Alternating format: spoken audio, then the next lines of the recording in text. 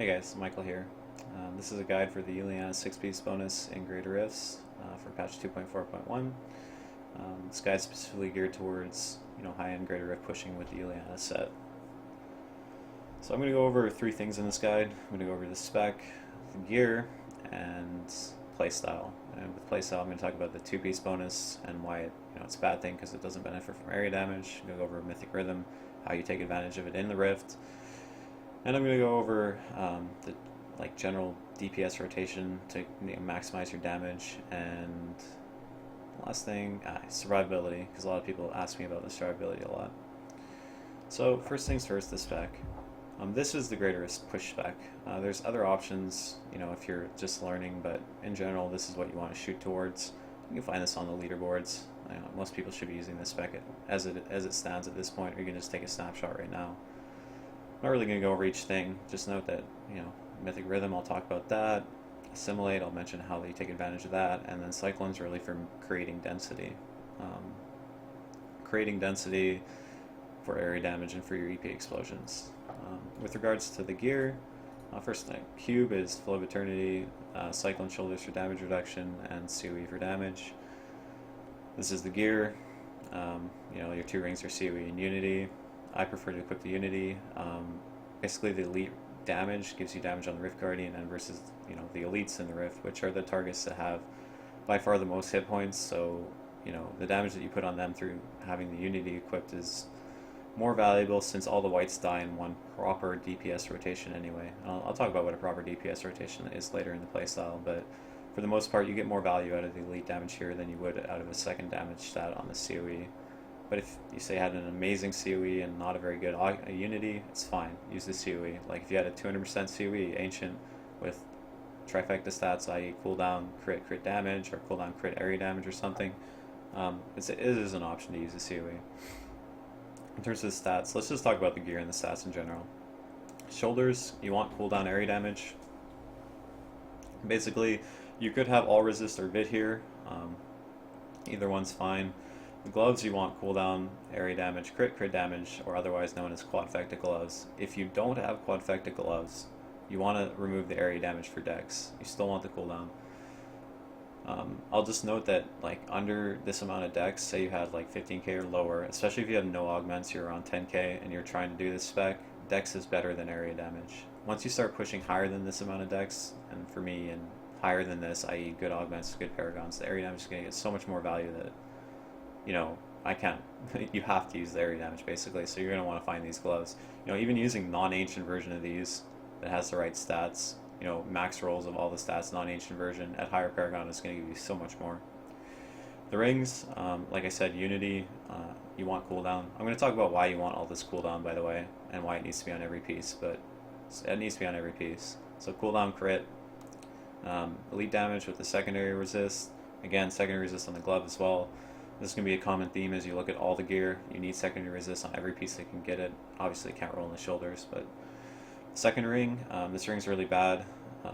You don't want the vit here. You're going to want another damage stat, area damage, ancient average damage, crit damage, all those are fine. I'd say probably the area damage is going to give you the most value in the Greater Rift, but crit damage, probably fine too. And the secondary resist is still there, and the cooldown and the crit. So cooldown crit are kind of the two rolls you want. After that, those other damage stats I mentioned. The amulet needs to be trifecta, i.e. cold damage, crit chance, crit damage with a secondary resist preferably. Ancient if you can get it. If not, this is the one piece out of all your gear. If it wasn't ancient, would be fine. Just having high rolls here of cold crit damage. Basically, having dex here instead, especially at higher paragons, represents 10% plus damage loss, which is pretty insane for one piece of gear. So yeah, bracers, you want cold damage crit, ancient with the secondary resist. You want the vit there because it's hard to get on other pieces.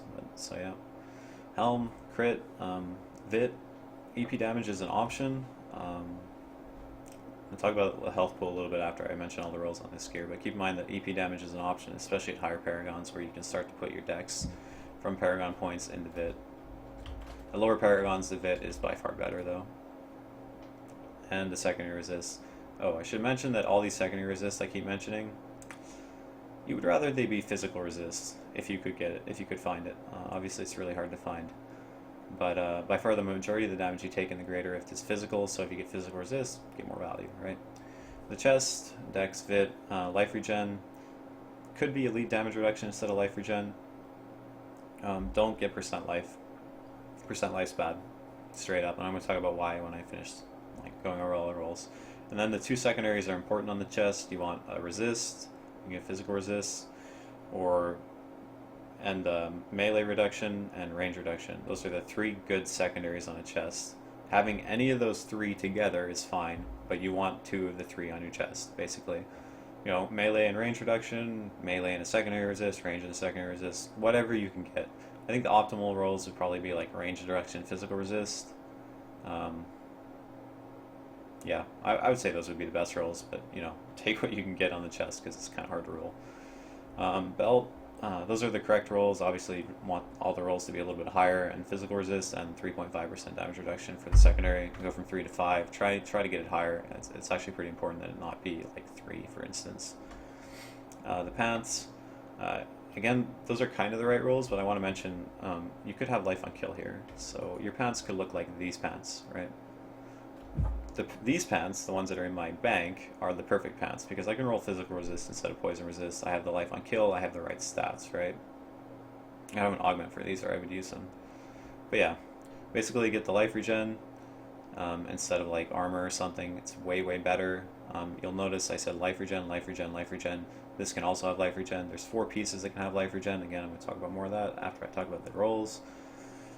And the life on kill actually gets a lot of value, and you'd much rather have that on your pants because it's a useful secondary relative to glow pickup, which is nothing, not useful. The boots, Dex, Vit, preferably life regen. Armor is okay, move speed is bad, and exploding palm damage at 15, and a secondary resist. Yeah, move speed's bad. It translates to what? Like a little bit of Dex in your Paragons, but it's like nothing. You'd rather have armor or life regen.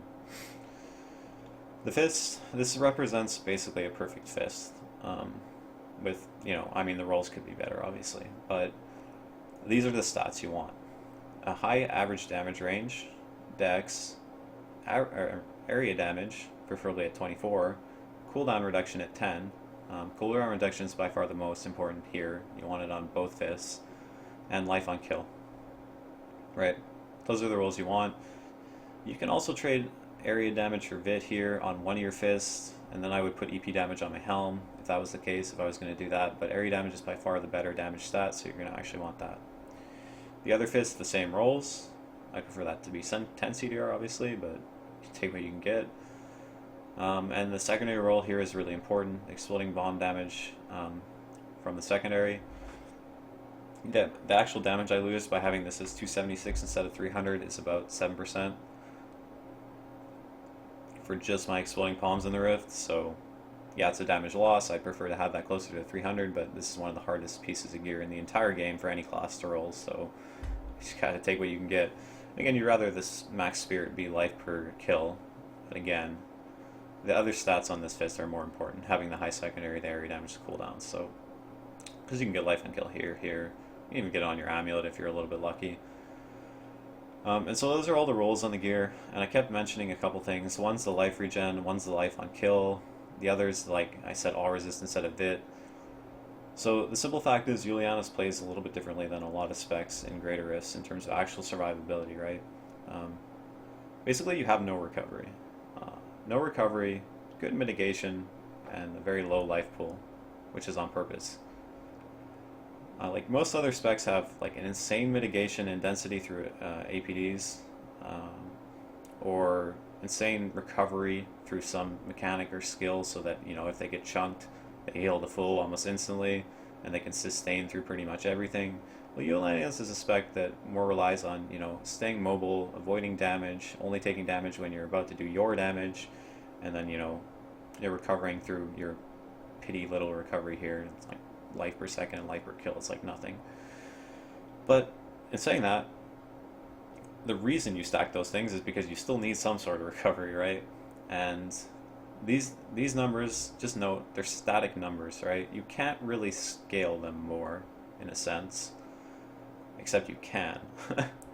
And the way you scale them is this number gets more value the smaller your health pool is, right?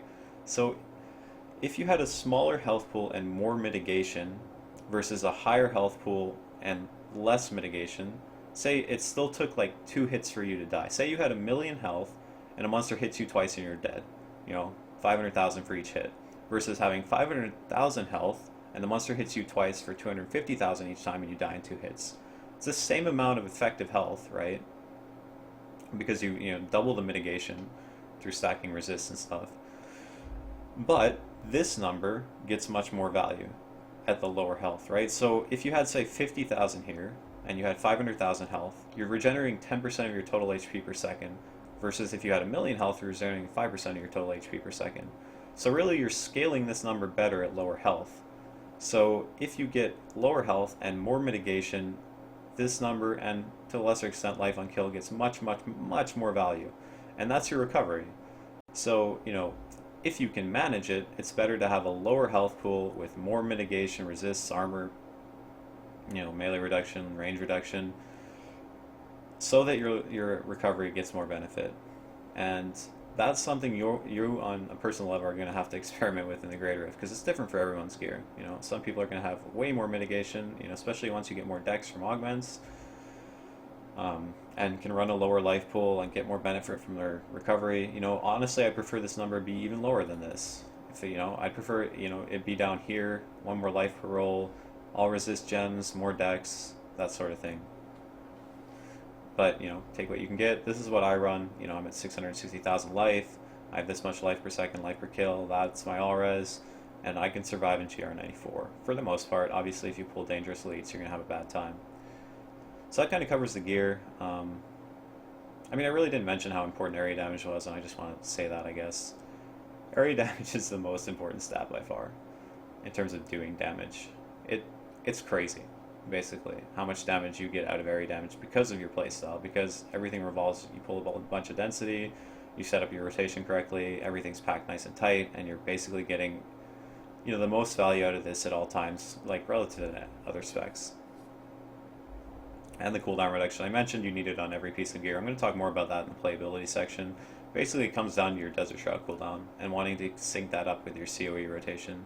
Your COE rotation is 20 seconds. You want your Desert Shroud to be 20 or lower second cooldown, so that you can have it up reliably for every cold proc on COE. And I'll talk about that in the playability section, but that's why you stack cooldown reduction.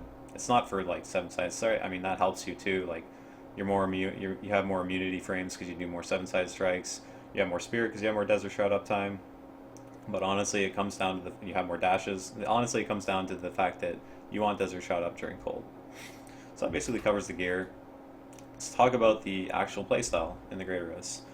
So there was 4 things, right? So the first thing was Juliana's 2-piece bonus. So every 3rd hit of your Spirit Generator applies Exploding Bomb, right?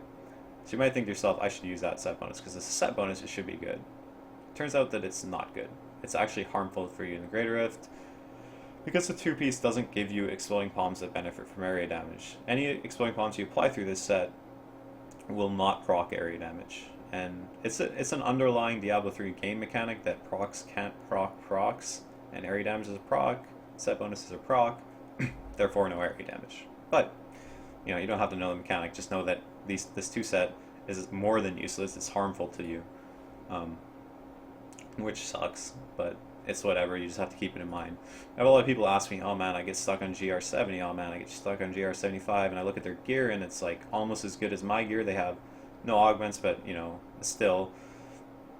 And it basically comes down to the fact that they're using the set bonus, and they're losing more than half the damage they could be doing because they have no area damage. So how do you play around that in the Greater Rift? Well, it comes down, basically, if you use Mythic Rhythm, you're already playing around it, but in general, Exploding Palms that are applied manually. So say these 2 guys were mobs, right?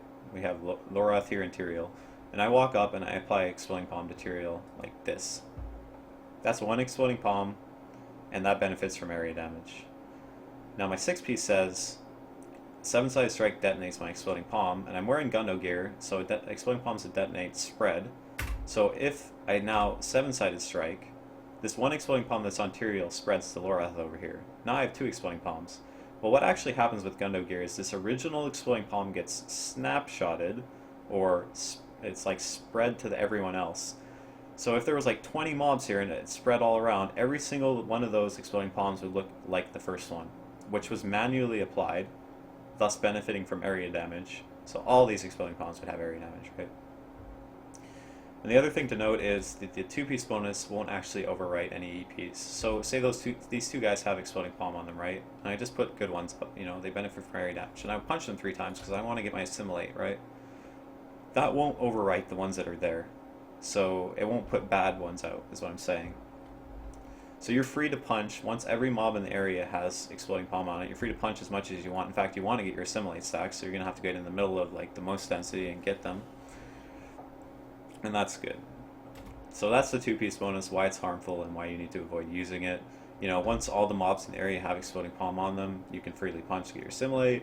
Be a little bit careful about illusions and zombies that are being summoned. If you put 1 bad exploding palm out, it's not the end of the world because the majority of the palms in the density are benefiting from area damage. But just keep that in mind, that you never want to fight with exploding palms applied through your 2-set bonus. So the other thing was Mythic Rhythm, right? And I said before that you're automatically playing around your 2-piece by using Mythic Rhythm, so let's talk about why. Every 3rd hit from your Spirit Generator increases the damage of your next damaging Spirit Spender by 40%, right? So every 3rd hit from your Spirit Generator, 2-piece, every 3rd hit from your Spirit Generator, right? Those things say the same thing, essentially. So the way they interact together is, again, say these 2 mobs don't have Exploding Palm on them, and I punch them 3 times. Well, that applies to Exploding Palms from my 2-set bonus. It also procs Mythic Rhythm. I punch 3 times. So because I just applied 2 new Exploding Palms, it consumes the Mythic Rhythm. And one of those 2 Exploding Palms has a Mythic Rhythm buff. That's the way it interacts. Basically, if you're applying new Exploding Palms through your 2-set, one of those that you apply, say you apply 5, 1 of the 5, if you apply 1, it's 1 of the 1, so it's the actual one you apply has Mythic Rhythm. If you apply 10, so there's no way to know where it is, right, essentially, in a Rift. And again, it's not benefiting from area damage, these 2 EPs you applied. So there's really no way to manipulate that to your advantage, right? I mean, if you had to choose between Mythic Rhythm and area damage, you're going to choose area damage every time. So how do you actually manipulate it? Well, these 2 guys now have Exploding Palm on them, right? And if I punch again 3 times, like I said, I can't apply new Exploding Palms. All it does is refresh them. It doesn't overwrite. So the 2-piece doesn't really proc. No new Spirit Spenders get applied. Well, Mythic Rhythm still procs, so I punch 3 times. So now I have a Mythic Rhythm buff, which Blizzard still hasn't added it to the buff bar, sadly. But it's there. If you punch these 2 guys, they both have Exploding Palm, your assimilate will say 2. You know for sure you didn't apply new ones. So you'll have a Mythic Rhythm buff. Meaning your next damaging Spirit Spender does 40% more damage. So now I can walk over to somewhere else, say Covetous Shen over here, and I do what I said before, apply an Exploding Palm manually. It benefits from area damage, and now I just consume my Mythic Rhythm buff to do 40% more damage. So now this Exploding Palm also has Mythic Rhythm. And again, I spread it around with my 7-sided strike, which detonates the EPs, it spreads with Gundogear, and every mob in the area now has Exploding Palm that benefits from both area damage and Mythic Rhythm. And that's Mythic Rhythm in a nutshell. Basically, you're moving from density to density. If you wanted those 2 guys to come over here, just realize that they have bad Exploding Palms on them, so you can wait till they fall off. It only takes 9 seconds. Just don't spread those ones around. Make sure you spread the ones that are over here. Get it on all the density. Pull the previous density to the new density. Make a nice big pile. Get your assimilate and blow it up. And that's Mythic Rhythm. Right. I have a little gameplay tip I'm going to play at the end, so I'll kind of show you like how that actually works. Oh man, I closed the gameplay clip.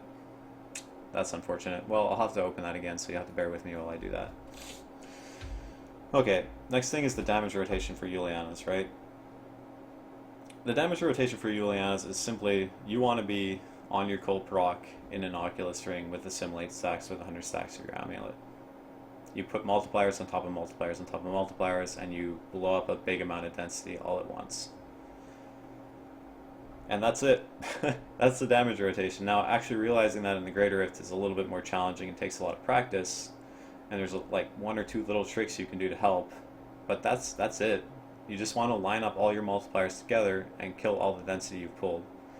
Um, and saying that, there's a way to force spawn Oculus rings at the right time so that they're up during cold. And so the duration of Oculus ring means that if I spawn an Oculus ring halfway through lightning or later, i.e. now, or now, or now, it's going to be up for the cold proc, which is now, so I'll have an Oculus down. If, say, I spawn an Oculus ring right now on fire or on holy, that Oculus ring is going to disappear before cold, and I'm not going to be able to be in it for the cold proc. And in a lot of cases, you know, you won't be able to get a new one before cold comes up, and you'll end up blowing everything up on cold with no Oculus ring, and a lot of the high progression monsters will take no damage, and the elites will take no damage, and you'll do no damage, because you have 85% less damage.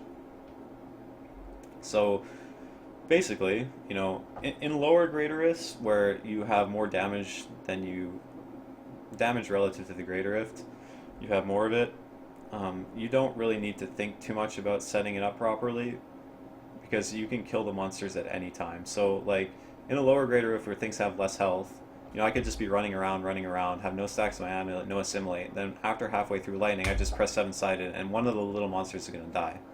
Hopefully nothing chains. In fact, it's better to have less damage, because all you want to do is spawn the Oculus, right? So you did spawn the Oculus, and then you get full assimilate stacks, you let this stack up to 100, you wait for cold to come up, you dash into the Oculus, and you press your 7-sided, and everything blows up. As you start to push higher in greater rifts, actually spawning the Oculus comes a little bit harder. You can't just randomly be running around everywhere, no assimilate, no amulet buff, and expect your 7-sided strike to even kill one little monster. Like one little tiny spider, it's not even going to kill that. You have to actually, like, as lightning comes up, be near full stacks of amulet with assimilate, and then press 7-sided, and hopefully something dies. Honestly, it doesn't always, it depends on the mob type. But as you push higher and higher, it becomes harder and harder to spawn those Oculuses. But if you set it up right, all the monsters in the area are going to die. So that becomes the challenge as you push higher, and the challenge as you're lower, you know, you have too much damage basically for the greater lift level you're doing. That damage rotation is hard to do because you accidentally kill everything. That actually does happen, and you'll see that once you start to push with the spec. But anyway, that's the DPS rotation. It's going to take me a second to pull up this clip, but I'll show you in a clip of a Spire I had yesterday how that actually functions. And the last thing is the survivability. So the survivability comes from two places. It comes from playstyle and gear. And we talked about the secondary resist. It needs to be on every piece of gear. We talked about the recovery, why it's important. I'll just mention that the main stat that comes from augments is going to give you a huge amount of survivability, just because it gives you raw armor, which is damage reduction for everything. So make sure your gear is right, make sure you have augments, make sure your dex is high, you have the right all resist, that sort of thing. And then look at your playstyle. In your playstyle, you have three things that give you a damage reduction multiplier. Or, I guess dash is, or dodge isn't really that, but 3 damage reduction things plus Desert Shroud, which is also a damage reduction thing. So, like, watch my sheet toughness here. If I dash, it nearly doubles. If I Cyclone, it actually doubles. If I 7-sided strike, it gives me a belt buff. I can't actually proc it in town here, but it doubles again. If I Desert Shroud, it doubles again. Like, this will double to 400 and whatever, but if one of these things goes down, say dash goes down, my toughness plummets.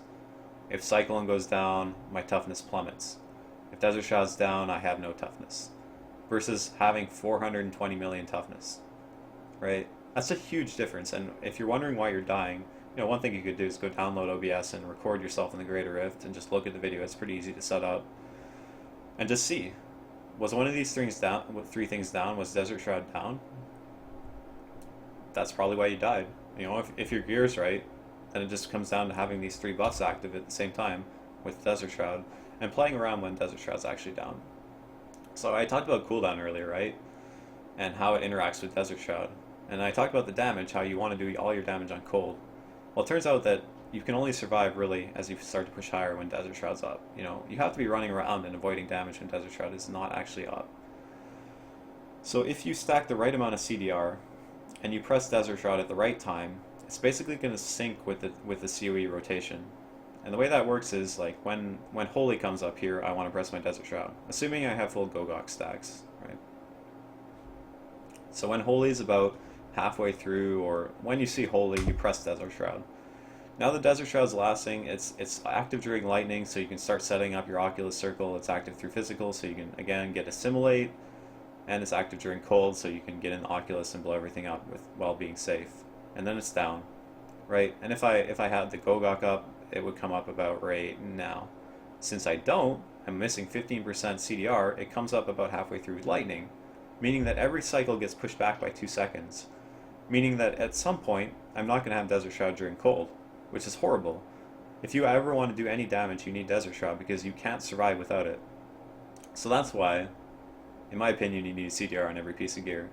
It provides you with the Desert Shroud syncing with the COE. It also helps you with other things like 7-sided strike cooldown, dash cooldown, that sort of stuff. But for the most part, it's that sync between the cold proc and having Desert Shroud to do your damage. So that basically covers everything, I think, from a gameplay side of stuff. Let me try to pull up this clip. Sorry, I had it open earlier, but what a good guide, right, guys? What a good guide. So here, let's pull up my VOD. Let's open this up. Maybe it'll go to the right spot. Oh, it is in the right spot. Alright. Let's go to the start of this video so I can explain from the start how it works. Alright. So here we are at the start of this clip. This is a Spire with Unburied, and I'm going to fight this. Can I just skip a little bit back here? A little bit. Alright, let's watch from the start. And I'll like, this is just in general how it works, because the start of this rift was pretty good from an actual plate standpoint. It shows both a poor rotation and it shows the perfect rotation in terms of DPS. It shows you the syncing of the Desert Shroud, and it shows you some other stuff. So let's watch. You walk into a good map, Goat's Unburied. I see this, I want to fight it, obviously. So I come in, I put one Exploding Palm on that guy, and I 7-sided strike. This should spread the EPs around if there are any more mobs. Also gets your belt buff going. So this one guy has Exploding Palm on him. I'm going to punch this one guy 3 times. Watch what happens. No other mobs in the area walk towards me. So punch, punch, punch. I punch 3 times. You see the mobs walk over? See they don't have Exploding Palm? The way I know for sure I have a Mythic Rhythm is because one guy had Exploding Palm on it, and I have 1 stack of Assimilate, and I punch that guy, right? I see no new EPs get applied, and I see 1 stack of Assimilate. I know for sure I have Mythic Rhythm. So now I'm going to go further into the Rift. I'm going to find a mob, I apply Exploding Palm, and I instantly 7-sided. I spread it. Those all have Mythic Rhythm and area damage. Okay, I'm going to start pulling density together now. And every now and then I 7-sided and Cyclone, make sure I have my damage reduction. And make sure the EPs keep getting spread. You'll notice I haven't actually punched 3 times to get it. To get my thing. Cold just went by. Notice my Desert Shroud was down during that cold. That's bad. I need to sync that up properly so that it's always up during cold. So I'll do that now. You'll watch the cooldown of the Desert Shroud and the fact that I don't use the ability. I'm just like getting stuff low. I'm waiting on Desert Shroud. I'm still waiting. I press it.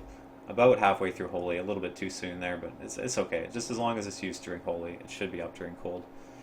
So now I have my density here. And the problem with this DPS rotation, it's going to be a poor one, you'll see, is what's going to happen right now.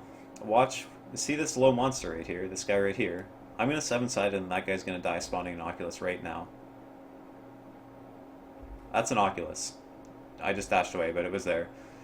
That Oculus, since it was spawned before halfway through lightning, is going to disappear as cold rotates through. I'm also taking a shit ton of damage here from all these fucking ranged monsters and Molten and Thunderstorm and all this nasty stuff. So I'm a little bit scared, and it's getting hard to actually get this amulet to full stacks.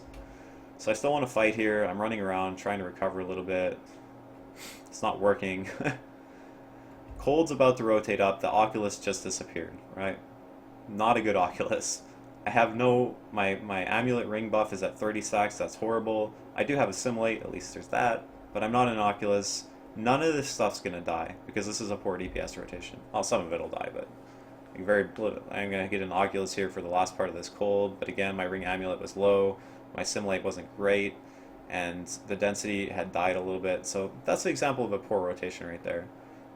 But you'll note that my Desert Shroud now will be pressed again during Holy, and it was up for that whole cold, right? So at least I have that going for me. Again, Holy rotates up, the Desert Shroud gets pressed at the exact same time as the previous rotation, basically. And at this point, I'm just trying to kill some low-end birds before I move forward with this density. I actually think I left some of these guys behind, which is a mistake. You saw me punch 3 times there, right? Before I left. All those mods had EP on them because I've been fighting them for a while and there was no summoners in there, so I'm guaranteed that now I have Mythic Rhythm. So I'm going to move forward in the Rift, find some more monsters, apply an Exploding Palm, spread it. I'm actually pretty scared at this point because of all these fucking little spear chucking goats. They hurt. I'm going to pull more density. You'll notice that cold's about to come up and I don't really have anything set up, which is fine. At some points you need to be pulling density, not doing damage. So cold rotates. I'm going to do no damage during this cold, which is fine. I'm going to continue to pull. And this next little bit represents the perfect rotation that I was talking about. So you'll see me set this up. Everything's being pulled. Holy is going to come up. I mean fire, then Holy. I'm pulling everything during this time. I'm doing a little bit of damage, but not much. Desert Shroud just came back up. And now I'm thinking about I need an Oculus. Not right now, but after halfway through Lightning. Get everything together. I'm going to assimilate.